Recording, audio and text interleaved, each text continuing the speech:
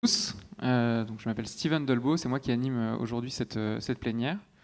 Ravi que vous soyez tous là pour nous écouter. Donc aujourd'hui, on va parler de data sharing. Data sharing, l'union fait la force.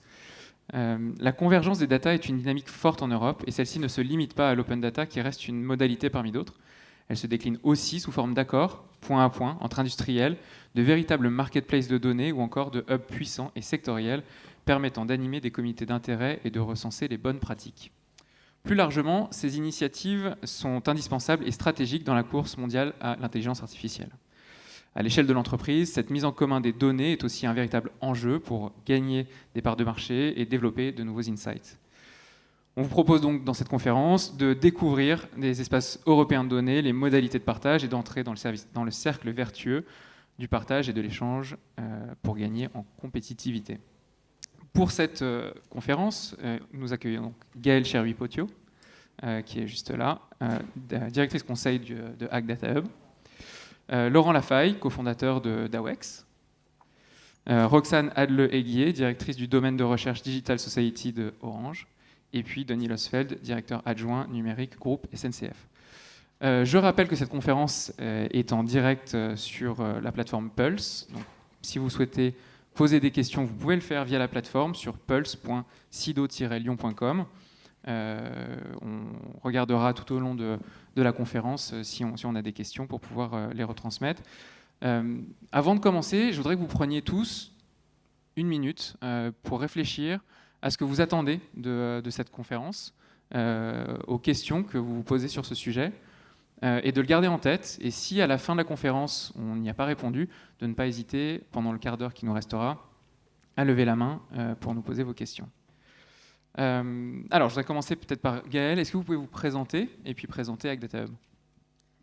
Oui, bonjour à tous. Donc, Gaëlle Cherhuis-Potio, directrice conseil d'Hack Data Hub. Hack Data Hub, c'est une société du monde agricole qui opère des plateformes d'échange de données et de consentement et qui accompagne également l'ensemble des filières agricoles pour mettre en œuvre et déployer des cas d'usage métiers avec pour objectif de valoriser les données agricoles. Laurent ? Oui, donc moi je suis Laurent Lafaille, je dirige et j'ai créé la société Dawex avec mon associé il y a 6 ans. Donc Dawex, c'est une société de technologie française dont le métier est de fabriquer des plateformes d'échange de données qu'on appelle Data Marketplace, Data Hub, Data Exchange Platform. On reviendra sur cette sémantique. Et donc aujourd'hui, j'aurai un témoignage plutôt orienté sur ce que j'observe dans de nombreux secteurs et sur de nombreux territoires dans le monde sur ce sujet. Roxane ? Ouais. Prenez le micro qui est juste là devant vous, sur la table, vous serez mieux. Vous en avez un juste là. Voilà, parfait. Bonjour. Non, Bonjour. Voilà. Oui. Donc moi je suis Roxane Adle, directrice de domaine de recherche Digital Society chez Orange, qui est le premier opérateur européen en matière de recherche avec plus de 225 brevets déposés par an. Je ne vous présente pas Orange parce que je pense que vous connaissez tous quand même. Je dirige des programmes de recherche dans le domaine de l'agriculture, industrie 4.0, santé, mobilité et ville intelligente. Et j'ai 2 programmes transverses qui sont l'IA responsable et éthique, intelligence artificielle responsable et éthique, on évite les acronymes. Je m'appuie aussi sur une équipe de recherche des sociologues qui nous accompagnent dans l'acceptabilité des sujets autour du numérique, également sur regarder dans quelle mesure on peut travailler avec la société pour avoir dessiner le contour d'une société numérique responsable et éthique. Merci beaucoup. Et Denis ? Donc, Denis Losfeld, je suis directeur adjoint à la direction du numérique groupe. J'ai plutôt en charge des sujets comme la donnée, l'urbanisme, l'architecture. Et donc, à ce titre-là, ça fait bientôt 6 ans que je galère pour essayer de monter une gouvernance de la donnée au sein du groupe SNCF, donc je pourrais témoigner. On va en parler, effectivement. Je voudrais qu'on commence peut-être par faire la distinction un peu entre open data, dont on a beaucoup parlé ces dernières années, et puis le data sharing. Laurent Lafaille, comment est-ce qu'on définit finalement le data sharing par rapport à l'open data ? Oui, alors l'open data, c'est un mouvement qui a déjà une quinzaine d'années, principalement dans les pays du G7, G20, et qui vise, c'est plutôt un mouvement d'ouverture. Donc c'est plutôt le fait d'ouvrir un accès à des données, et puis de l'ouvrir au plus grand nombre avec une licence, avec des licences qui permettent d'avoir une exploitation et une capacité aussi à redistribuer les résultats dans certains cas. Donc c'est vraiment une orientation de 1 vers l'ensemble, une communauté, un secteur, un territoire.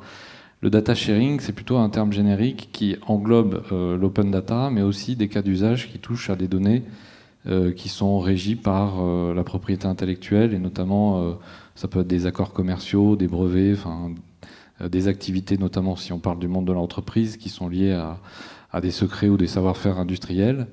Et effectivement, quand on parle de data sharing dans ces cas-là, on l'adosse à des conditions d'échange qui sont très particulières, très spécifiques, et dans certains cas, d'avoir des modèles économiques adossés en aval, directement ou indirectement, liés à cette circulation de données. Alors, où est-ce qu'on en est aujourd'hui du point de vue du marché ? Quel est le marché du data sharing aujourd'hui ? Et puis, est-ce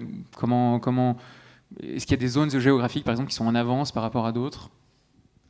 Oui, alors globalement, la circulation de la donnée, comment dire, si on reprend l'histoire des 15 dernières années sur la data, on a vu d'abord des grands mouvements dans les entreprises de s'intéresser. Il y a une dizaine d'années, on parlait beaucoup de big data, donc comment je crée de la valeur en interne, en optimisant un processus, en collaborant mieux grâce à la data. Donc ça a été un mouvement qui est apparu dans les entreprises et qui a fait changer les organisations, qui se sont mis à recruter des compétences nouvelles, à s'organiser.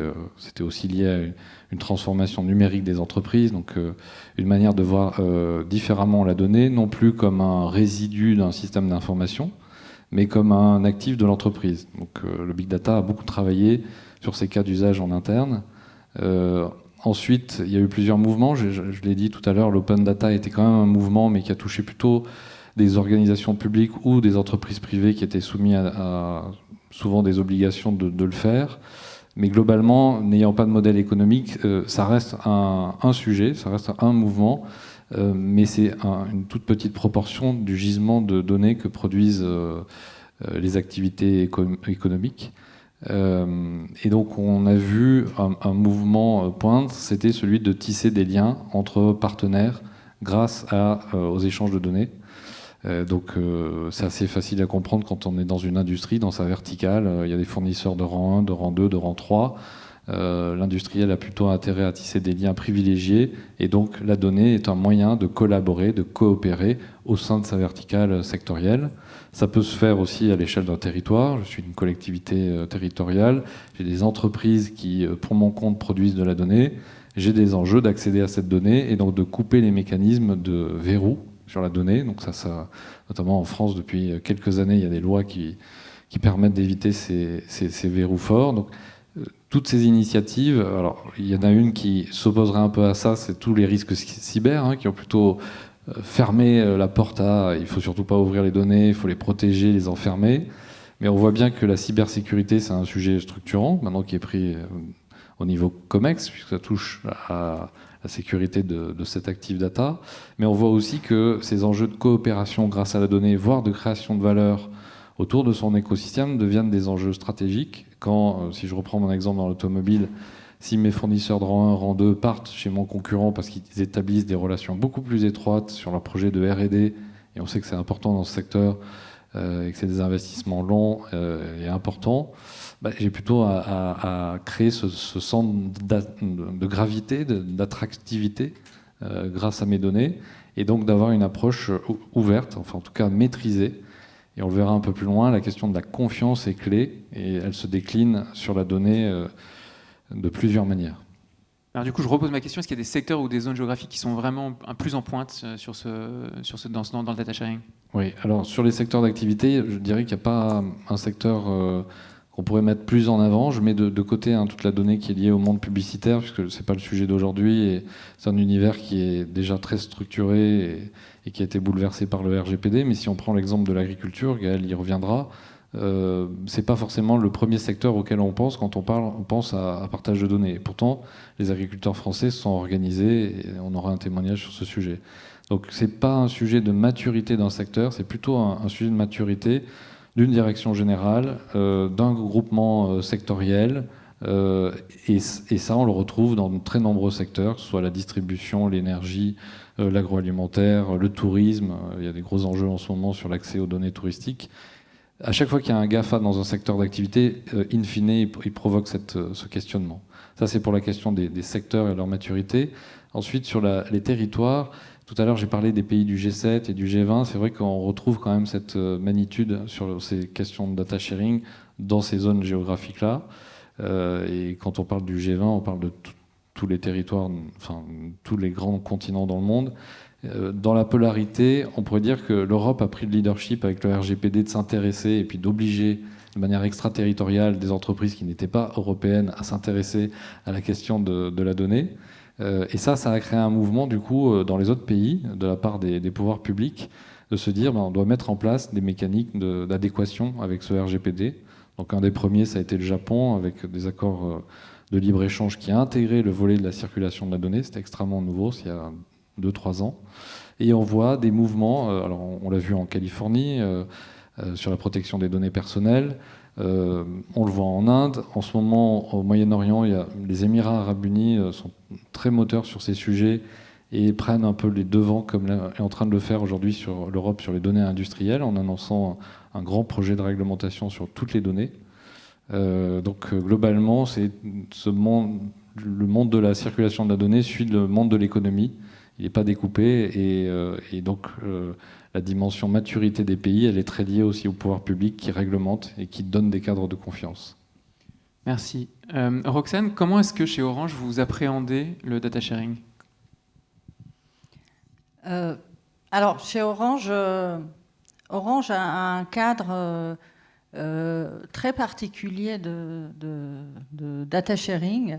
Il faut savoir qu'en plus de toute la réglementation que Laurent a citée, la RGPD, la e-privacy, qui vient préciser certains points de la RGPD, le AI Data Act, la prochaine réglementation européenne sur les données qui serviront dans l'intelligence artificielle et les systèmes d'intelligence artificielle qui vont arriver. C'est vrai que ça réglemente, mais ça contraint aussi de plus en plus. Alors chez Orange, nous avons en plus la réglementation des postes et des télécoms qui réduit encore plus notre champ d'activité et champ de manœuvre avec des réductions d'utilisation pour des finalités bien précises. Et donc, on ne peut pas utiliser, je vous rassure, les données d'Orange, les données personnelles qui sont chez Orange pour créer des services. Pour autant, on a par exemple l'offre Fluvision qui, avec des agrégations des données et le fait d'anonymiser les données, en fait, il compte par exemple le nombre de mobiles sans voir qui c'est, qui sont rattachés à une antenne. Et avec ça, on peut regarder, par exemple, la mobilité des personnes sur un territoire. Ça sert beaucoup, vous avez parlé de tourisme, ça sert beaucoup pour voir dans le monde du tourisme, par exemple, où sont les populations et comment ils se déplacent pour mieux gérer le tourisme. En ce qui concerne particulièrement Orange, effectivement, dans la recherche, on utilise les données pour faire du data sharing.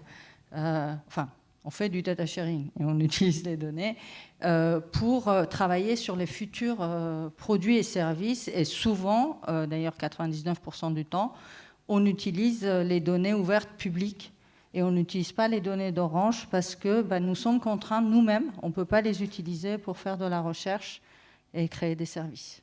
Comment vous avez fait du coup pour vous adapter en fait à la RGPD et pouvoir continuer à avancer sur vos projets de recherche? Vous m'avez parlé de coffre-fort pour recueillir du consentement par exemple quand on avait échangé. Alors, bon, la clé, c'est garder la confiance de nos clients, du public et des personnes, des citoyens. Et donc, la seule manière de le faire, c'est justement d'avoir leur consentement dans le but précis de créer ou de chercher un service précis. Par exemple, dans le domaine de la santé, j'ai des projets de santé. On vient de lancer un laboratoire commun de recherche de santé en juin. Un des volets, c'est la brique de gestion de consentement. Parce qu'aujourd'hui, j'espère que vous n'y êtes jamais allé à l'hôpital, mais dans les hôpitaux, pour avoir le consentement des malades, il y a des feuillets verts avec, je ne sais plus, 70 questions dedans. Des papiers volants pour avoir le consentement. Et c'est vrai qu'un des droits des utilisateurs dans le domaine privé, c'est de s'opposer à l'utilisation de ces données. Et c'est vrai qu'une fois que vous avez signé le papier volant, ça part dans les méandres des hôpitaux. Et en fait, pour faire opposition, j'imagine même pas comment on s'y prend. Donc le but, c'est aussi de créer un système. Alors la brique de gestion de consentement, on y reviendra, ça existe déjà, mais de manière à avoir justement une sorte de coffre-fort numérique personnel sur son téléphone où on liste tous les consentements qu'on a donnés pour utiliser telle ou telle donnée pour tel service précisément ou telle utilisation de la recherche, de manière à ce que l'utilisateur il n'aille pas chercher dans les 50 ou 60 organisations auxquelles il a donné son consentement, il puisse annuler en 2 secondes le consentement qu'il a donné. Donc c'est un des moyens que nous avons aujourd'hui pour avancer sur nos sujets de recherche et de création de services. Alors Gaël, AgDataHub est aussi une plateforme d'échange de consentement. Est-ce que vous pouvez nous présenter un peu plus en détail le projet, qu'on comprenne bien un peu quels sont les enjeux, pourquoi est-ce que les agriculteurs se sont réunis, quel est l'enjeu aussi business qu'il y a derrière, pour qu'on puisse bien comprendre en fait comment presque doit se monter un projet. Et puis ensuite, parlez-nous aussi du consentement des données, on va y revenir. Oui, alors le secteur agricole, c'est 450 000 exploitations agricoles qu'on doit interconnecter avec 85 000 partenaires en France. Partenaires chambres d'agriculture, coopératives, entreprises d'approvisionnement, banques, assurances, voilà. Et donc AgDataHub, c'est une SAS détenue par 2 actionnaires, donc une holding agricole, donc c'est 30 acteurs agricoles, donc organisations professionnelles, chambres d'agriculture, institut technique, éditeur de logiciels, GS1 fait partie des partenaires également, et la Caisse des dépôts et consignations. Et l'objectif, donc on est opérateur de plateforme d'échange de données et de consentement, et on se positionne en tiers de confiance entre des fournisseurs de données et des acquéreurs de données. On ne collecte pas de données, on ne traite pas la donnée, on se positionne en tiers de confiance dans le partage d'informations. Il faut savoir qu'aujourd'hui, sur une exploitation agricole, les estimations de la DG Connect de juin 2021 étaient de l'ordre de 1 million de données produites sur une exploitation moyenne de polyculture élevage à l'horizon 2025. Donc il y a énormément de données collectées au niveau de l'exploitation agricole, et pratiquement 0% de données stockées au niveau de l'exploitation agricole. Donc on a beaucoup de données qui sont dans des silos, dans des entreprises, plutôt dans des entreprises privées. Et c'est pour ça qu'on parle également de consentement, puisque quand il y a quelques années, 3-4 ans, on a commencé à parler des données personnelles, de la protection des données personnelles, on s'est interrogé, enfin, les syndicats agricoles, le monde agricole s'est interrogé sur la donnée agricole, qui n'est pas une donnée industrielle, mais qui n'est pas une donnée personnelle. Donc qu'est-ce que la donnée agricole ? Toute seule, elle ne vaut rien. Il faut qu'elle soit agrégées ou qu'elles répondent à un usage particulier. Et j'en viens donc à notre mission également d'opérateurs leaders et d'accompagnateurs de cas d'usage métier. Nous travaillons aujourd'hui avec les filières agricoles et agroalimentaires dans la définition de cas d'usage pour rendre opérationnelle l'utilisation des données et essayer de créer en fait des chaînes de valeur de la donnée pour rapporter une rémunération à la donnée agricole et à l'agriculteur. Est-ce que vous avez un exemple, par exemple, d'échange qui peut s'opérer, qui peut être utile et qui peut... Alors aujourd'hui, avec donc une association qui s'appelle Numagri et qui sous l'égide de la FNSEA et des autres partenaires de l'agriculture, on travaille sur la mise en œuvre avec les interprofessions agricoles sur des cas d'usage. Par exemple, la traçabilité du maïs français jusqu'à sa consommation dans un produit animal. Donc voilà, c'est prouver, essayer de remonter la chaîne de valeur depuis la production de maïs jusqu'à la cuisse de poulet, du poulet qui a mangé ce grain de maïs, pour essayer d'évaluer à l'aide de partenaires donc spécialisés en blockchain, d'essayer de mesurer la valeur qu'a la notion de la production de ce maïs français, de ce grain de maïs français, et de pouvoir justifier la valeur après du produit final consommé.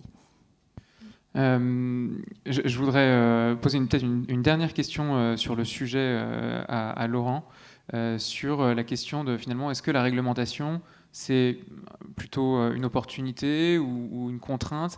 On a l'impression dans ce qu'on entend que c'est en fait vraiment les deux et que ça a quand même permis un peu de structurer le marché et la façon de fonctionner. Alors, c'est vrai qu'aux États-Unis, on parle plutôt de levée d'argent quand on veut développer un sujet. En Europe, on parle plutôt de créer une réglementation pour soit mettre une barrière à l'entrée d'autres pays européens, soit pour développer cette économie. En Europe, c'est un peu plus là. Il y a un savoir-faire là-dessus, c'est indéniable. Et pour le coup, en Europe, en tout cas, les gens de la Commission européenne n'ont pas voulu vivre les loupés du début du web. Et de se dire, mais finalement, la bataille de la donnée personnelle est compliquée. On a dû faire un RGPD, mais ça a pris des années pour arriver à cette réglementation. Hein. Plus de 6 ans de négociations, enfin 2 ans après de mise en application. Donc aujourd'hui, c'est intégré. Mais donc la donnée personnelle ayant une bataille complexe, les Européens, et notamment la Commission, se sont dit, mais finalement, les données des entreprises, alors celles qu'on appelle aujourd'hui, le commissaire européen Thierry Breton appelle ça les données industrielles, pour schématiser, pour les différencier de données personnelles. Finalement, elles sont dans les entreprises encore, donc elles sont à la main des entreprises et pas encore des GAFA, si on veut faire des raccourcis. Mais avec le fait que les entreprises passent de plus en plus dans le cloud, où est la maîtrise ? Et où est la maîtrise dans un monde où, au début du mandat du président Trump, le Cloud Act est arrivé, donc le fait de pouvoir donner la capacité à la justice américaine d'accéder aux données, notamment d'Européens, tout simplement parce qu'ils stockaient leurs données dans des data centers de sociétés américaines en Europe. Donc cette loi extraterritoriale américaine, c'était aussi un contre-coup du RGPD qui était lui aussi qui s'appliquait à des sociétés américaines. Donc on voyait qu'on entrait dans un jeu géopolitique. Et donc aujourd'hui, l'Europe utilise la réglementation comme un moyen de favoriser, enfin en tout cas de créer ou développer un écosystème en Europe. Et tout à l'heure, Roxane, vous parliez des projets comme Data Act, le Data Governance Act, qui a été annoncé en fin d'année dernière par la Commission européenne et qui vise notamment à définir les règles du jeu, notamment de l'activité d'acteurs comme AgData, donc de ces plateformes qui organisent l'accès aux données, la circulation et qui développent en aval des cas d'usage. Finalement, l'Europe s'est dit qu'il vaut mieux mettre des règles du jeu tout de suite, même à la naissance de cette nouvelle économie de la donnée, pas attendre 10 ans, ce qui sera trop tard, et ce sera peut-être plus des acteurs européens qui seront sur ce sujet-là. Donc le Data Governance Act, les discussions ont avancé très très vite au premier semestre. On parle d'une adoption en fin d'année, mise en application 1 an plus tard. Et donc c'est fait justement pour que les entreprises, on leur flèche un cadre dans lequel on leur dit précisément, vous pouvez aller dans ces espaces de confiance pour échanger de la donnée, parce qu'ils prennent en compte la question de l'échange d'un point de vue technique de la donnée, mais aussi de la propriété intellectuelle, des questions de conformité, des questions, on parlait de consentement, donc de traçabilité du consentement et de la réversibilité sur le consentement, c'est-à-dire que vous pouvez l'avoir donné il y a 2 ans, mais si il y a 6 mois, vous l'avez révoqué, au moment de l'échange de données, il faut bien prendre en compte qu'il y a 6 mois, vous l'avez révoqué. Donc on voit qu'on arrive dans une complexité de jeu, et c'est un moyen, la réglementation aussi, pour faire d'être des entreprises. Dawex en est le témoignage, mais on voit des sujets se développer autour de l'identité numérique, autour de la gestion de consentement, donc des acteurs qui sont en train de naître en Europe et qui vont justement apporter de la valeur à cette économie de la donnée européenne. On voit bien du coup que le sujet central, un des principaux sujets, c'est quand même le sujet de la confiance. Du coup, je voudrais en venir à la SNCF qui a structuré son échange de données en interne au sein de son groupe, et peut-être que vous pouvez nous en dire quelques mots, Denis Losfeld. Oui, effectivement, côté SNCF, l'environnement réglementaire il peut être spécifique à plusieurs. On est constitué de 5 sociétés anonymes. Hein. Et il y a des aspects réglementaires qui s'appliquent à certaines et pas à d'autres, etc. Je pense en particulier, en 2016, on avait anticipé ce qui s'appelle aujourd'hui la loi LOM, mais l'open data sur devoir fournir les données de trafic et d'horaires, etc. Et donc on a une API SNCF qui publie les données horaires des trains, etc., côté voyageurs, avec un modèle économique qui a été créé en 2016 d'ailleurs, puisqu'on a un niveau de consommation de l'API, on fait payer. Donc il y a une limite de consommation qui est dépassée par certains utilisateurs, mais auquel cas on récupère de l'argent. Donc on a un modèle économique qui existe depuis 2016. Ça, c'est sur la partie open data. L'autre partie réglementaire, c'est les activités de SNCF Réseau.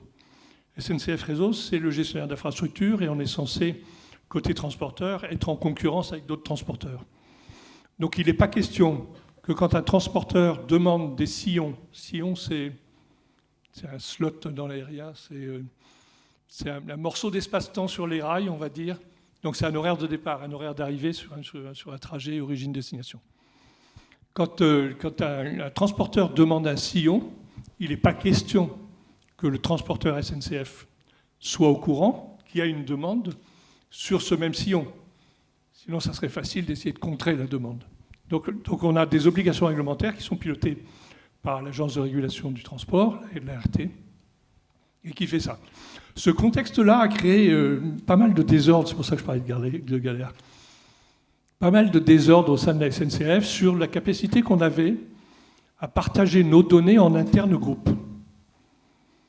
J'ai en tête en particulier une plateforme où des études qui étaient faites sur la sécurité du travail, où pour faire l'analyse des causes d'origine d'un accident du travail, il fallait qu'on ait des données et de réseau et des voyageurs. Et voilà. Et on n'arrivait pas à obtenir le consentement de tout le monde sur le partage de données. Il a fallu qu'arrive, alors je lui rends hommage, mais Jean-Pierre Farandou et son équipe de direction générale en novembre 2019, pour qu'on énonce clairement que la donnée dans le groupe était la propriété du groupe, même si on ne parle pas de propriété de données. Et donc, le fait d'énoncer ça a fait que tout le monde a dit « bon, on peut partager ». La seule chose qu'on demande et qu'on exige, c'est qu'on respecte la réglementation qui s'applique à ces données pour savoir comment on les transmet. Et du coup, depuis, on a mis en place des contrats d'échange entre nos différentes SA, sauf entre la SA réseau et la SA voyageur, dans le sens réseau vers voyageur, puisque réseau propose ces données à tous les transporteurs. Donc il n'y a aucune raison de faire quelque chose et un acte contractuel spécifique avec SNCF Voyageurs. C'est comme un transporteur classique, c'est comme un autre transporteur. Voilà. Et cet échange contractuel qui fait maintenant on a des opérations de consentement, on a des fiches de transmission de données. Quelqu'un qui demande un jeu de données doit dire quel est l'usage qu'il va faire du jeu de données, ce qui permet à l'émetteur de la donnée d'accepter la transmission de la donnée pour l'usage prévu. Voilà. Et cet accord et ce consentement, il est réalisé en interne SNCF. Voilà. On voit que c'est reproductible complètement maintenant, aujourd'hui, à l'extérieur pour nous. Alors, vous aviez aussi travaillé en amont avec vos CTO, il me semble, en mettant en place un collège. Vous pouvez nous expliquer ça aussi, nous préciser ça? Oui, alors c'est C'est une grande entreprise, SNCF. Hein. Et donc, on a monté il y a 3 ans maintenant ce qu'on appelle le collège des CDO, pour avoir une instance de partage des bonnes pratiques sur la gestion de la donnée entre tous les Chief Data Officers. Des Chief Data Officers au sein de la SNCF, on en a 25 à peu près, y compris d'autres dans le groupe SNCF. J'élargis là, excusez-moi, mais c'est des notions internes qui retransparaissent, mais on a 2 filiales qui s'appellent Keolis et Geodis, et il y a des CDO sur ces 2 grosses filiales. Donc ce n'est pas que les 5 SA de la SNCF, c'est aussi d'autres. Et les CDO de ces entités viennent pour partager toutes les bonnes pratiques.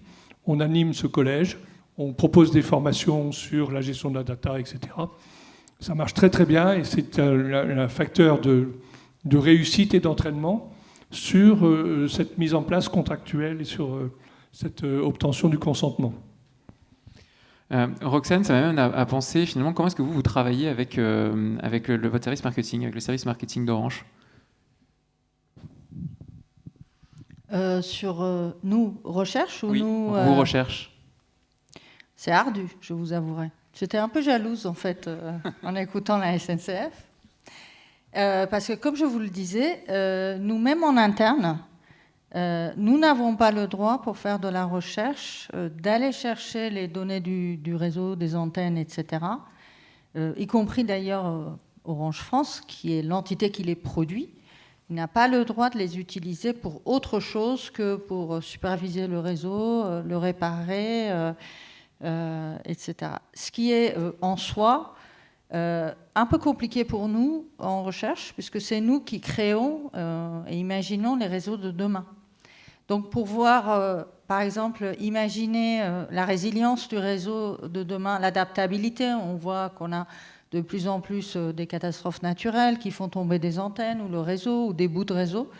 Eh bien, il faut qu'on simule quelque part, il faut qu'on ait des données actuelles pour simuler le futur. Et aujourd'hui, on ne peut pas le faire. On s'appuie alors sur des données factices, ou nous-mêmes, on s'appuie sur, pour certains sujets, sur Fluvision, qui est complètement validé par la CNIL.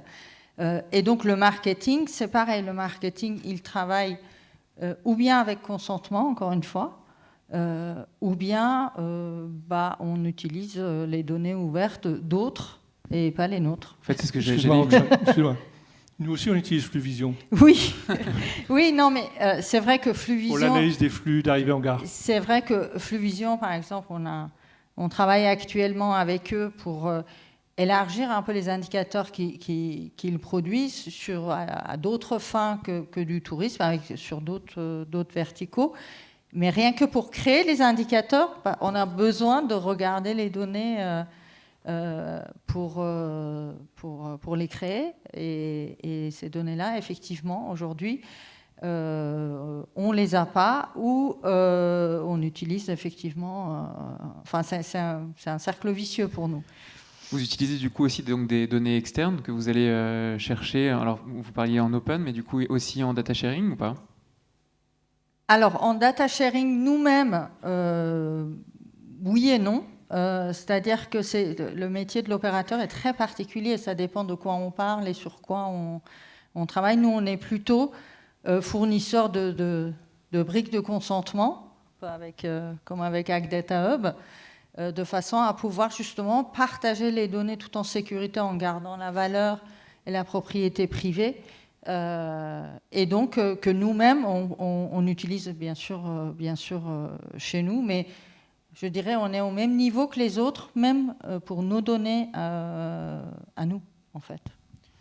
Là, on voit bien, hein, du coup, vous avez tous une expérience sur le data sharing qui est très différente. Du coup, ça m'amène à penser quelles sont les typologies de projets qui peuvent émerger. Laurent, Data Hub, échange interne, Smart City, comment est-ce qu'on structure cet échange ? Oui, il y a des motivations très différentes.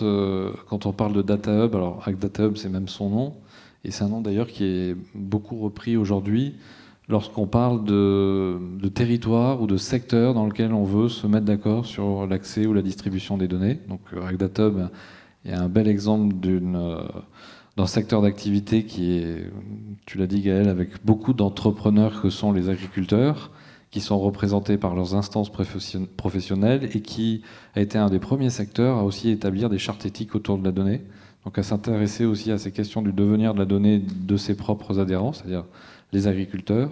Et donc le Data Hub vraiment symbolise les lieux où on peut expérimenter, développer des cas d'usage sectoriels sur la donnée.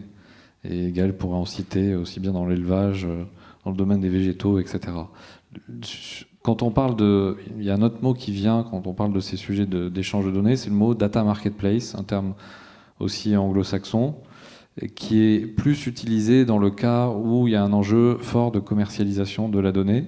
Donc on peut prendre l'exemple, alors tout à l'heure on parlait de certaines typologies de données qui sont monétisées, alors qu'au début elles sont en open data, mais à partir d'un certain seuil, on sollicite tellement les infrastructures qu'il faut trouver un modèle économique à ces données.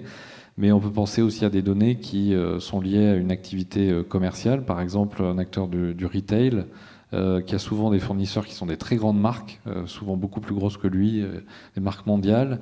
Lui, il a une connaissance fine des données de chacun de ses fournisseurs, notamment sur les informations de stock, les informations de commercialisation, qu'est-ce qui marche, est-ce que le nouveau produit marche moins bien que l'ancien de chez mon concurrent face à moi, des informations sur les points de vente en ligne ou physique. Finalement, les internautes qui viennent chercher tel produit repartent avec quel autre produit, est-ce que c'est la marque concurrente? Donc les retailers ont beaucoup d'informations et jusqu'à présent, ils les fournissaient à des spécialistes de la data, des panélistes de données qui étaient capables de dire la part de marché de tel grand fabricant dans ce vertical, par exemple l'automobile ou les produits, je ne sais pas, électroniques. On est capable de la donner, cette part de marché, parce qu'on a consolidé la donnée de tous les distributeurs sur ce segment-là. Bon, les distributeurs ont bien compris qu'eux gagnaient rien dans cette histoire, ou si ce n'est éventuellement eux à leur tour leur part de marché sur un territoire donné. Et donc certains aujourd'hui lancent des programmes justement de data marketplace pour dire finalement moi j'ai fait ce travail d'organisation des données. Si elles sont données, j'y vois pas mon intérêt. Par contre, moi, je pourrais les structurer sans casser la concurrence et le jeu d'une politique de compétition, mais je pourrais la commercialiser à ces grandes marques qui ont beaucoup d'argent et qui dépensent beaucoup d'argent chaque année sur des études de marché. Donc ça, c'est une deuxième typologie. Après, on a des sujets où on parle beaucoup de data exchange, enfin un mot aussi anglo-saxon. Ça, c'est aussi beaucoup pour des initiatives où on le voit aussi bien intra-groupe, donc des très grandes entreprises. Alors Denis témoignait aussi de ce sujet-là, mais qui sont... nous, on a des clients au Japon. Le Japon a des grands conglomérats, c'est-à-dire des entreprises qu'on ne connaît plus en Europe, qui ont des activités dans un grand nombre de secteurs et qui, elles, voient un intérêt à désiloter la donnée à l'intérieur de toutes leurs filiales, alors par géographie, par secteur d'activité. Et là, on rentre vraiment dans des projets à la fois qu'on pourrait voir très informatiques, échanger cette donnée, mais aussi contractualisés, comme vous le disiez, Denis, en interne, par des contrats de licence qui régissent les droits d'utilisation. Parce qu'une fois qu'on a cédé un droit d'utilisation à cette donnée, on ne cède pas un droit de propriété, mais un droit d'utilisation. Il vaut mieux définir contractuellement qu'est-ce qui va être fait en aval. Si c'est pour le redistribuer à l'extérieur du groupe, il vaut mieux que savoir que celui qui va la fournir soit au courant de ça et puisse lui-même mettre son veto et dire non, je ne te les échangerai pas si tu les utilises à cette finalité-là. Donc en reprenant tous les paramètres de la propriété intellectuelle, et le droit est bien fait, mais souvent très peu connu, et alors de plus en plus par les directions juridiques qui s'intéressent depuis quelques années à la donnée, pour définir très précisément ces conditions d'échange. Et donc là, on parle plutôt d'écosystèmes de type data exchange. Vous avez parlé de marketplace. On peut imaginer bientôt des bourses de données? Alors effectivement, les places de marché, si on reprend un peu la sémantique de ces mots, place de marché, c'est d'abord le lieu où l'offre et la demande se rencontrent. Et ils savent que c'est tel jour ou à tel endroit ou à telle adresse, que ce soit dans le monde physique ou dans le monde numérique. Donc c'est le premier étage, c'est quelque chose de nouveau dans la donnée, c'est d'avoir émergé ces lieux de confiance. Donc c'est une vision européenne du sujet, mais des lieux de confiance. Agdata Hub est un lieu, si vous cherchez de la donnée du secteur agricole, plutôt que d'y passer des heures et des jours, vous avez plutôt intérêt à aller directement chez Agdata Hub pour voir quels sont tous les fournisseurs de données et de services autour de la donnée sur la donnée agricole. Donc ça, c'est la première étape. Et alors, je mets aussi de côté à nouveau la donnée média qui est déjà tradée, dans lequel on a déjà des bourses de ce type de données. Mais si on parle de toutes les autres données, celle qui est notre sujet aujourd'hui, on n'est pas encore dans des mécanismes de liquidité de l'offre et de la demande pour qu'on puisse parler de trading ou de bourse. Vous avez des pays comme le Japon qui parlent déjà qui utilisent le mot data trading, donc qui essaie de comprendre ce qui va entrer et sortir de ses îles, enfin de son pays. Et on voit bien aussi que les États veulent comprendre la valeur qui va entrer ou qui peut sortir de leur pays. Et un peu comme on a observé la délocalisation des machines-outils il y a 30 ans dans l'industrie, c'est est-ce que potentiellement on pourrait finalement exfiltrer la donnée d'une entreprise parce que quelqu'un qui la rachète veut juste récupérer sa donnée. Et donc ces mouvements aussi, l'observation de ces flux de données sont importants aussi pour les pouvoirs publics. Vous avez parlé de la valeur. Du coup, comment est-ce qu'on price et qu'on market la donnée, Gaëlle ? Comment est-ce que vous vous positionnez là-dessus sur AgDataHub ? Alors aujourd'hui, AgDataHub est une plateforme tiers de confiance. Donc on met en relation des fournisseurs de données et des acquéreurs de la donnée, mais c'est charge aux fournisseurs de données de mettre à disposition un open data ou de monétiser sa donnée. On n'intervient pas, en tout cas sur la mise sur la plateforme, sur le caractère monétisable ou pas de la donnée mise à disposition. En revanche, on travaille justement sur des cas d'usage métier avec les interprofessions, avec les acteurs agricoles pour essayer de positionner des jeux de données sur une échelle de valeur. Parce qu'aujourd'hui, le secteur agricole, la donnée est un peu partie de l'exploitation agricole et la valeur est partie aussi en aval, puisque on sait aujourd'hui que on estime aujourd'hui que les données agricoles en fait attirent tellement de convoitises que ça doit forcément valoir quelque chose.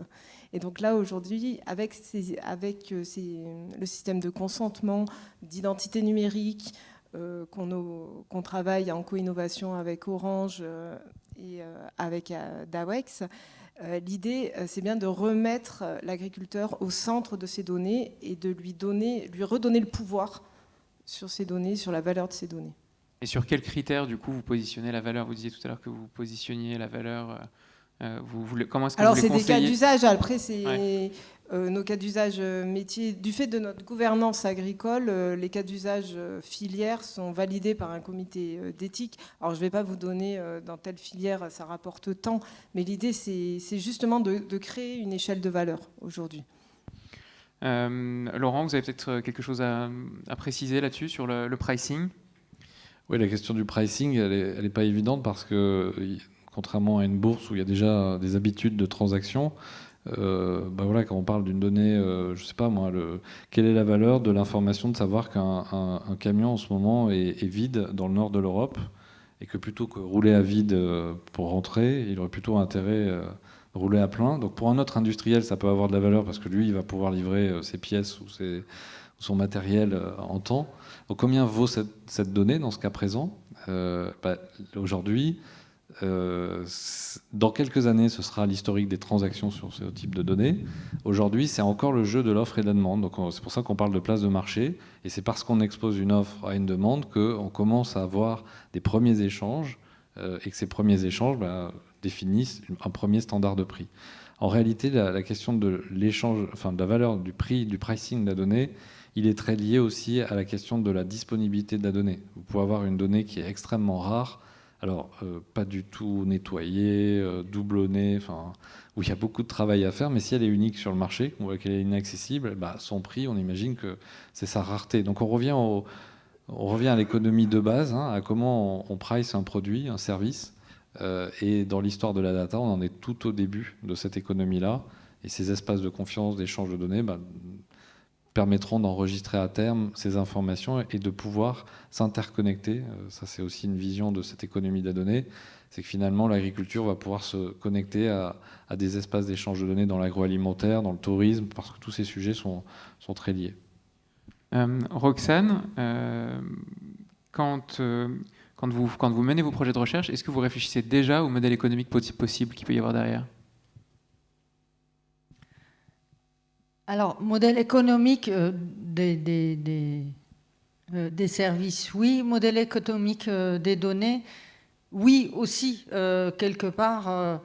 Ça dépend de la finalité du projet. Effectivement, on parlait de Fluvision. Fluvision, c'est issu de la recherche il y a une dizaine d'années. Et effectivement, dans sa conception et dans sa construction, ces données anonymisées, justement, on a été peut-être un peu précurseur. Justement, aujourd'hui, on les valorise et on les vend.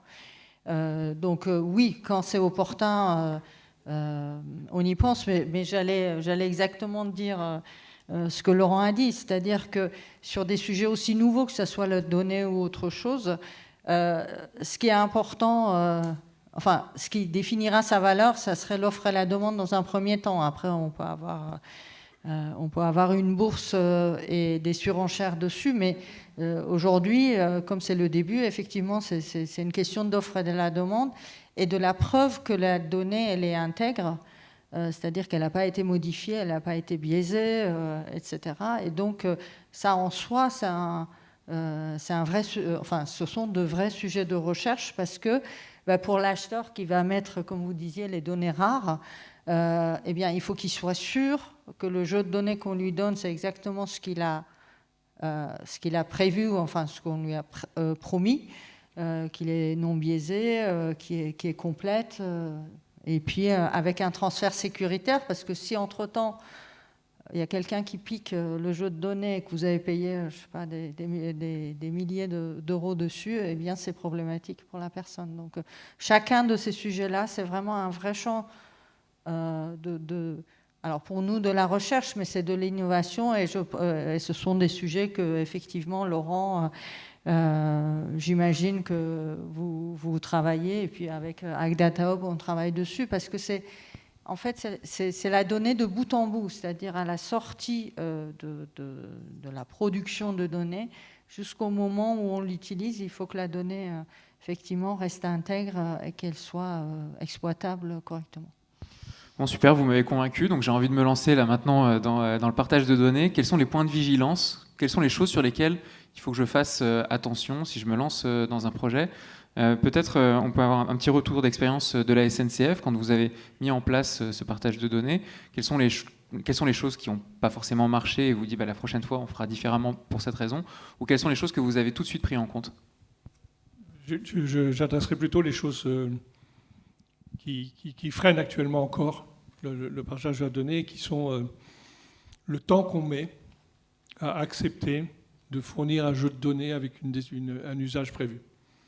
Et ça, là, on rejoint des problèmes d'excellence opérationnelle, mais c'est plutôt ça le vrai sujet au sein de la SNCF. C'est d'arriver à faire en sorte que les gens aillent vite à donner l'autorisation d'utiliser la donnée pour qu'on puisse partager rapidement les choses.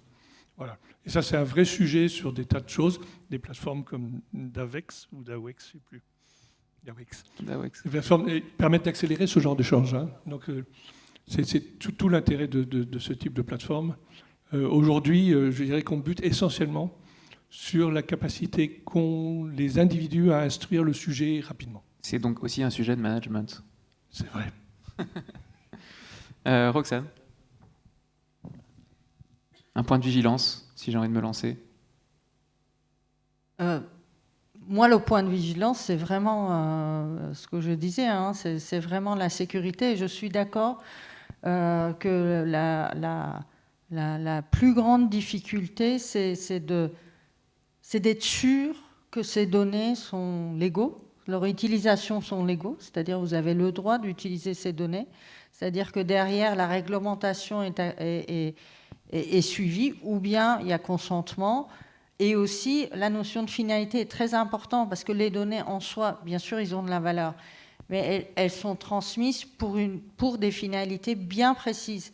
Et justement, c'est là où il faut qu'on puisse vérifier toute la chaîne de transmission pour vérifier que non seulement la donnée elle est intègre, qu'on a le droit, mais aussi qu'on est sûr d'avoir un consentement et le droit d'utiliser pour la finalité que l'on souhaite et que justement on ne puisse pas le partager avec d'autres qui l'utiliseraient à des fins non prévues et pas légales, quoi. Pardon, vous vouliez compléter. Oui, en fait, effectivement, c'est un vrai sujet de top management, comme vous le décrivez.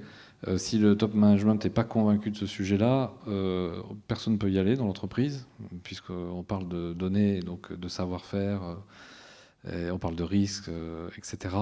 Et donc, si c'est un sujet de top management, ça veut dire on doit mettre ce sujet sur la table avec une motivation. Et on doit bien définir la motivation de pourquoi le faire. Et c'est vraiment au cas par cas des entreprises. Elles n'ont pas toute la même motivation à partager, que ce soit en interne ou avec leurs partenaires ou au-delà de la donnée. Et donc, si on parle de motivation, il faut définir quel est l'objectif. Parce que c'est un enjeu.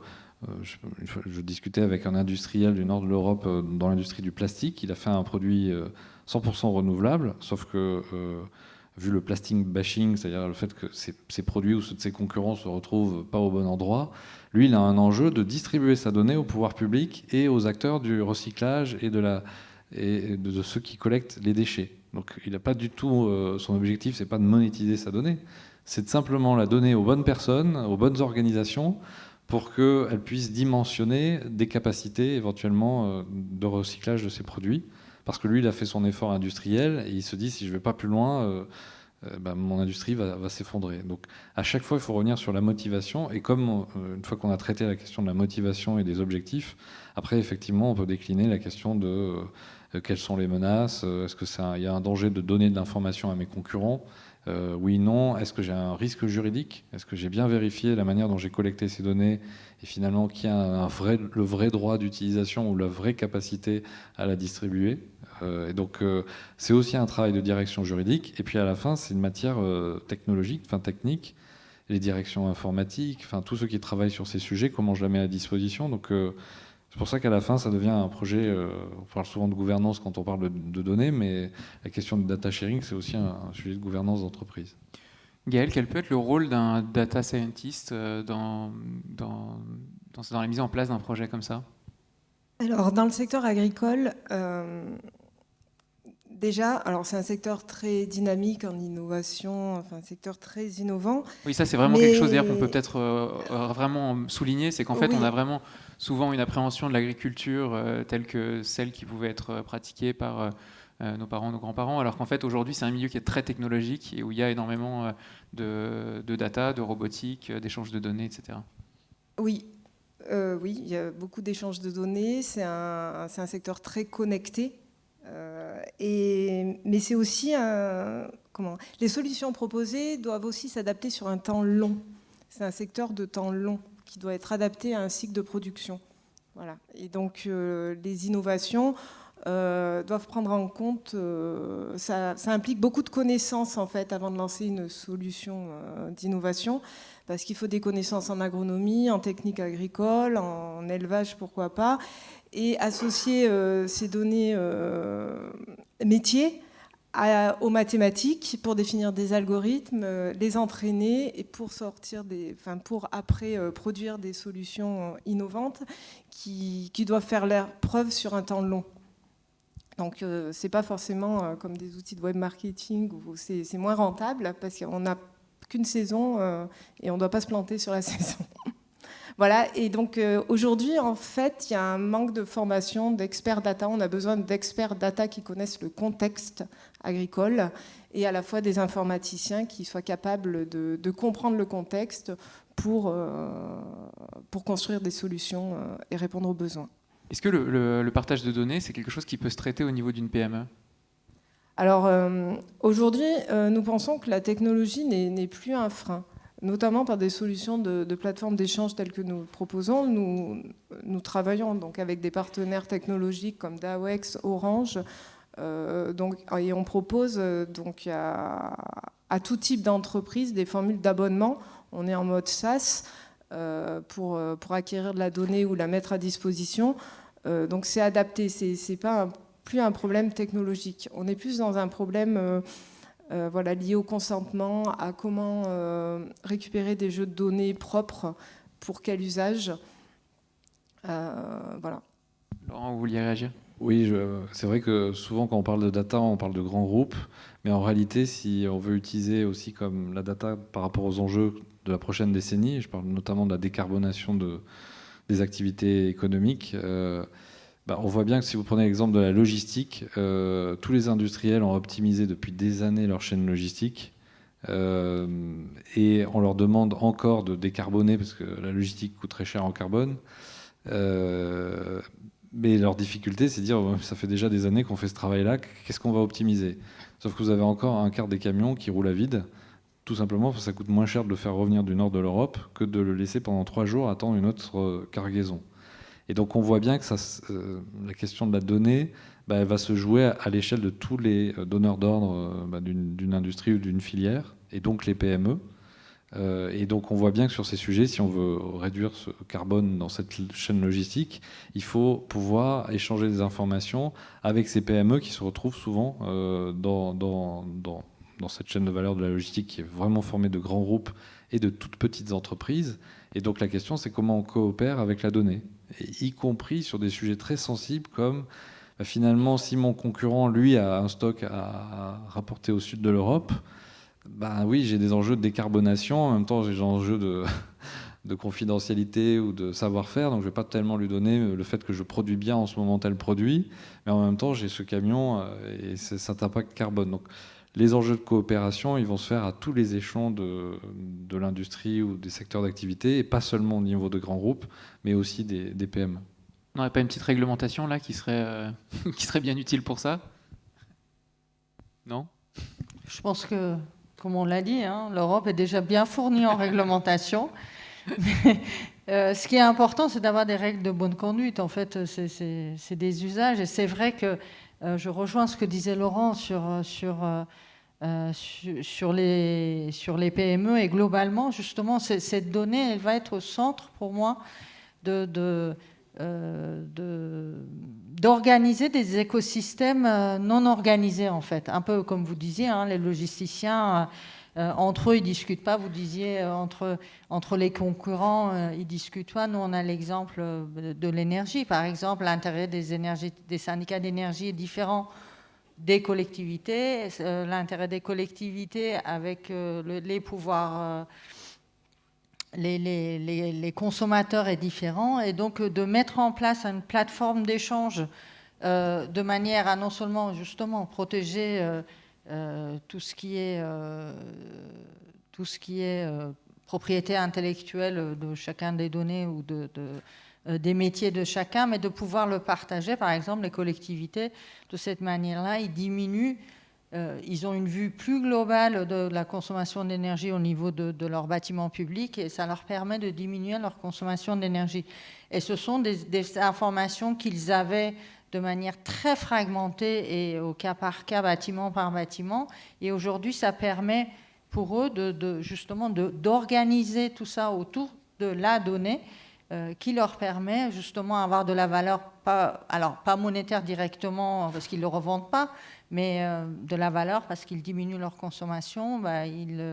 Ils peuvent s'organiser autour de ça, la consommation d'énergie au niveau de la collectivité. Denis Lessette, vous vouliez dire un mot sur Gaia-X? Oui, parce que je pense qu'on a une initiative européenne là qui est assez forte et qui veut faire du data sharing au niveau européen par silo professionnel. Mais AgData Hub est en avance sur la partie agriculture. Dawex était présent à la plénière Gaia-X ce matin pour présenter sa plateforme d'échange. Je crois que ces règles d'échange qu'on est en train de construire, qu'on a structurées depuis quelque temps, qu'on réfléchit à la donnée et tout ça, permettent d'envisager des plateformes d'échange encore plus importantes avec des règles bien structurées. Moi, je participe au Data Space Mobility. On va essayer de collecter toutes les données de mobilité. Et si un jour, je peux avoir en temps réel les taxis disponibles au G7 auprès de la gare de Lyon, ou les vélos disponibles à proximité de la gare d'Amsterdam quand j'arrive en avion ou en train. Voilà, ça c'est des sujets, si on peut trouver le moyen d'interconnecter toutes ces données pour les assimiler, les globaliser et permettre donc aux utilisateurs de les consommer dès qu'ils peuvent, on aura réussi un truc important en Europe, je pense, sur la donnée. Roxane, vous vouliez dire quelque chose? Oui, effectivement, aujourd'hui, ces partages de données s'organisent par l'Europe ou même par nous-mêmes, par les pays, par verticaux, comme on dit, par secteur métier. Mais en fait, c'est pas si siloté que ça et si clair que ça. Vous parliez de logistique.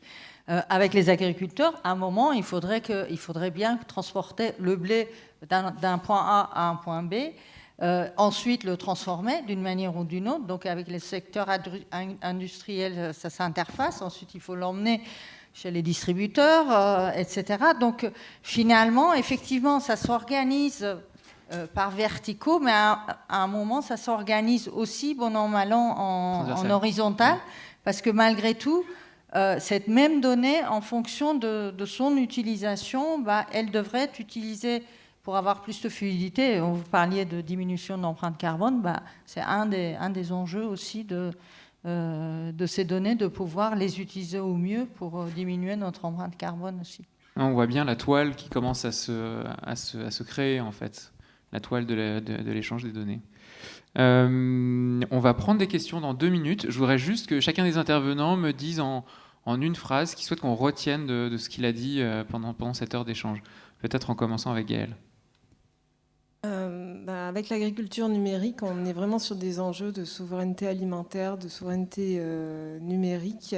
Et notre action n'a de sens que si on arrive à mettre en application des cas d'usage professionnels, donc au niveau des filières, certes, mais également au niveau des territoires, puisqu'on est sur des projets aussi de smart territoires ruraux pour décloisonner justement l'agriculture et le mettre dans son écosystème à l'échelle du territoire, notamment aussi pour des besoins d'enregistrement, de paiement pour services environnementaux ou services écosystémiques qui font intervenir d'autres acteurs en lien avec l'agriculture. Laurent. Oui, on a dit, on a utilisé le mot confiance. Après, ça se décline de plein de manières d'un point de vue technique, réglementaire, etc. Mais c'est vrai que sans confiance, par exemple, on ne pourra pas donner au monde de la recherche, que vous connaissez bien, accès à des données. Et je pense que le rapport Villani en 2018 l'avait bien montré. C'était un des points clés. On ne pourra pas avoir d'intelligence artificielle européenne, ou en tout cas une industrie forte sur ces sujets-là, si on ne donne pas la capacité d'accéder aux données, notamment aux données des entreprises, qui sont encore très peu exploitées à l'extérieur, notamment par les chercheurs, mais aussi par d'autres entreprises. Donc il faut continuer à développer ces cadres de confiance. On a pris un bon mouvement en Europe. C'est repris hors d'Europe. Donc pour une fois, on peut jouer la course en tête. Roxane. Alors vous m'aviez dit que l'IA est aussi aujourd'hui un peu challengée par ce qui se passe en Europe. Alors moi j'aime bien l'optimisme de Laurent, parce que quand on est dedans, on fait de la recherche, on se rend compte que finalement, justement, on n'a pas accès à ces données. On n'a pas accès à ces données réglementairement, on n'a pas accès à ces données. Rien que vous parliez de confiance, pour donner confiance aux utilisateurs, il faut les tester, il faut entraîner les systèmes à base d'IA pour regarder ce qu'ils sont... ils respectent l'équité, pour donner de la transparence, pour comprendre, pour expliquer ce qui se passe dans le système et être transparent, il faut comprendre, il faut connaître la nature des données, leur contenu, etc., pour être juste, non biaisé, etc. Et pour avoir toutes ces qualités-là dans un système à base d'IA ou un système donné, eh bien, il faut avoir les données brutes et non anonymisées. Parce que si vous ne mettez, pour une personne, par exemple, pas d'âge, pas de sexe, pas de, par exemple, catégorie socio-économique en fonction de ce qu'on fait, si vous enlevez tout, y compris le nom, le prénom, déjà, je ne vois pas ce qui reste. Bon, s'il reste quelque chose dans la donnée, mais pour vérifier qu'elle n'est pas biaisée, il faut bien que vous voyez, est-ce que, par exemple, vous avez plus de femmes que d'hommes, ou est-ce que vous avez, c'est plus discriminant pour une catégorie socio-professionnelle ou d'autres. Et ça, aujourd'hui, effectivement, les réglementations successives font que pour la recherche, il n'y a pas de dérogation pour la recherche. On pourrait imaginer que pour la recherche, quand ça reste, c'est pas commercialisé, etc., et ça reste très contraint dans une équipe de recherche ou dans un projet de recherche.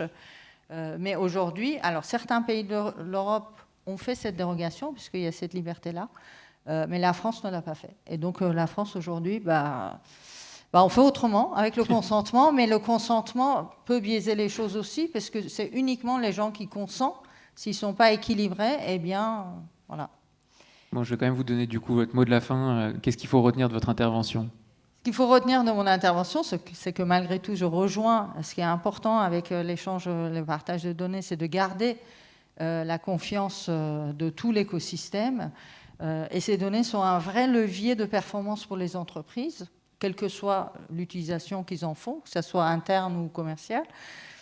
Mais par contre, justement, ce qu'on a échangé aujourd'hui, c'est un vrai défi de pouvoir les utiliser de manière éthique, responsable et utile. Merci beaucoup.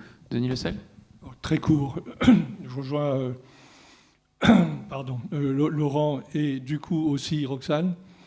La confiance, c'est-à-dire qu'il faut obtenir le consentement entre l'émetteur et le récepteur. Je crois que ça, c'est essentiel pour qu'on puisse continuer à faire du data sharing. Merci beaucoup à tous.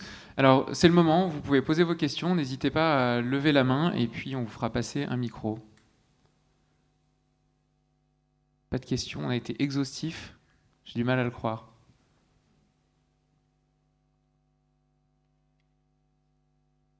Non, pas de questions. Ah si.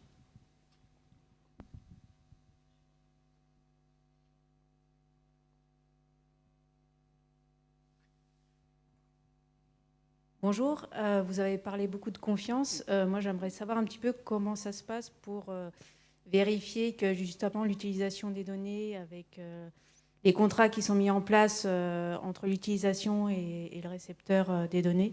Est-ce que c'est à celui qui met à disposition ces données de vérifier que l'utilisation elle est bien utilisée dans les bonnes pratiques qui ont été définies ou voilà, qui vérifie et pendant combien de temps? Alors la question du contrôle, qui veut s'y mettre? Je peux débuter. Oui, en fait, vous avez utilisé le mot contractualisation, effectivement, parce qu'il y a contractualisation, du coup, il y a engagement des deux parties, et notamment quand c'est des personnes morales, il y a engagement à respecter. Donc, le cadre contractuel qui définit la finalité d'usage, par exemple, si j'ai donné à mon acquéreur ou celui qui va consommer la donnée un droit de sous-licencier uniquement, si c'est un grand groupe, à toutes ses filiales de son grand groupe, ça ne veut pas dire à l'extérieur de son groupe. Et donc, ça veut dire quelque chose de concret. Et ensuite, il y a une autre forme de réponse, c'est dire les tribunaux sont remplis d'entreprises qui ne respectent pas leur contrat, mais c'est une toute petite part, mais ça sert à ça justement, un contrat. Ça permet à l'une des parties de dire je ne suis pas d'accord avec l'usage, ce n'est pas ce qu'on avait défini dans notre accord, et donc grâce à ce contrat, je peux me retourner contre l'autre partie. Donc on réapplique les mêmes principes que dans toute l'économie qui a contractualisé ces échanges. Alors on en avait parlé au téléphone avec Roxane de ça, puisque en fait dans vos projets, vous avez notamment un projet qui est lié à la santé et vous faites donc signer des contrats directement aux patients, mais c'est pas vous qui les donnez directement, ça passe par les professionnels de santé. Est-ce que vous pouvez nous expliquer un peu ce que vous avez mis en place de ce point de vue-là?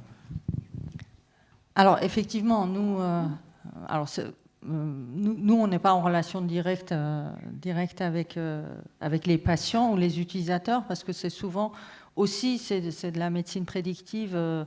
On est plutôt en relation avec les professionnels de santé, que ce soit les EHPAD, les hôpitaux, les médecins, les groupements de médecins, etc. Effectivement, ce que je disais au début, aujourd'hui, ça se fait, encore aujourd'hui, quelquefois, ça se fait sur des papiers volants. La brique de consentement justement sur lequel on travaille avec AgData Hub, c'était une brique qu'on avait créée en interne pour nous d'abord pour la gestion de consentement de nos projets de recherche. C'est-à-dire que c'est très simple, hein, c'est une application sur votre téléphone, vous appuyez dessus en disant je consens d'avoir par exemple que mes données alors c'est pas des données téléphoniques là pour le coup, c'était pour les routines téléphoniques des personnes, c'est-à-dire regarder comment ils téléphonent et pas à qui ils appellent, qu'est-ce qu'ils disent, que ces routines-là que Orange l'utilise pour la recherche. Et dans l'autre sens, c'est basé sur la blockchain, donc sur une gestion identitaire sécuritaire. Et dans l'autre sens, l'utilisateur à chaque moment peut, de la même manière, revenir sur son consentement et dire non. Et donc nous, à chaque fois qu'on veut lancer ce qu'on appelle un traitement sur ces données, à chaque fois, on a une routine qui va vérifier un par un toutes les personnes qui ont donné un consentement, est-ce qu'ils ont annulé, ou pas, leur consentement, est-ce qu'il est à jour ou pas. Et on va plus loin, puisque nous, on peut utiliser que des personnes qui sont des abonnés Orange. On peut travailler qu'avec eux. Et on regarde s'ils ont toujours un abonnement chez Orange, parce qu'ils peuvent éventuellement changer d'opérateur, ce que je ne souhaite pas pour Orange, mais ça arrive. Et donc, s'ils changent d'opérateur, par défaut, leur consentement est annulé aussi, puisque nous, on n'ira pas regarder leur routine d'appel, puisque c'était dans un cadre, comme vous le disiez, c'est un contrat point à point, mais c'était dans un cadre très particulier, pour une finalité particulière qu'ils ont donné le consentement. Et si une des conditions de ce consentement, c'est-à-dire être un abonné d'Orange et avoir accepté que ces routines d'appel, ça veut dire le nombre d'appels et les moments d'appel par jour, par exemple, soient regardés par nos équipes de chercheurs, eh bien, si une des conditions n'est plus valable, le consentement il est annulé et la personne elle sort du cohorte, ce qu'on appelle le cohorte de recherche qu'on a constitué. Peut-être qu'on peut préciser le projet en question, pourquoi dans quel cadre il s'inscrit? Alors, le projet en question, c'est son petit nom en interne, c'est « Dis-moi comment tu appelles et je te dis comment tu vas ». C'est court. Comment ? C'est court. C'est court. Il s'appelle Alloscope.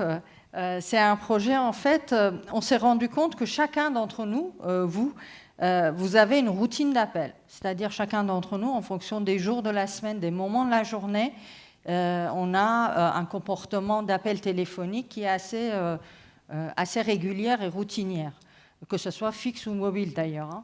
De moins en moins fixe, mais pour les personnes âgées, notre étude porte plutôt pour les personnes âgées. C'est aussi beaucoup le téléphone fixe. Et en fait, dans ce projet, ce qu'on s'est dit, c'est que les personnes, en général, quand les personnes changent de comportement, c'est qu'il s'est passé quelque chose, de bon, de mauvais, de différent, etc. Et on s'est dit, les personnes âgées, il se pourrait que quand ils changent de comportement téléphonique, de routine téléphonique, il se pourrait qu'il y ait quelque chose. C'est-à-dire qu'une personne qui appelle, je ne sais pas, dans la journée, ses amis pour aller jouer au bridge ou aller faire un tour en ville, le soir ses petits-enfants, etc., si d'un seul coup, du jour au lendemain, pendant 48 heures, n'appelle pas du tout, on pourrait se dire que cette personne, où il a chuté, par exemple, ça peut être une chute, ou s'il appelle que par le fixe, il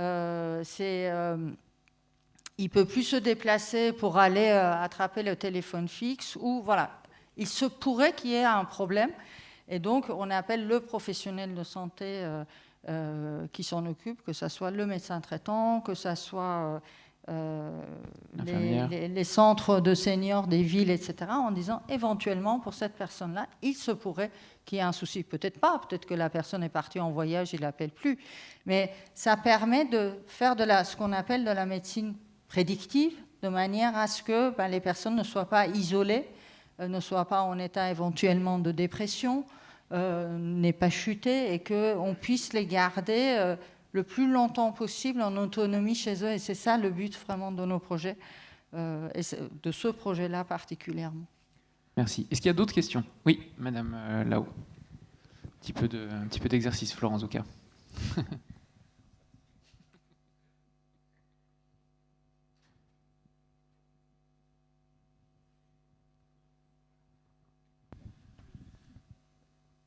Bonjour. Merci beaucoup pour cette présentation. J'étais assez peu au fait de ce sujet, donc merci, c'était vraiment très, très éclairant pour moi.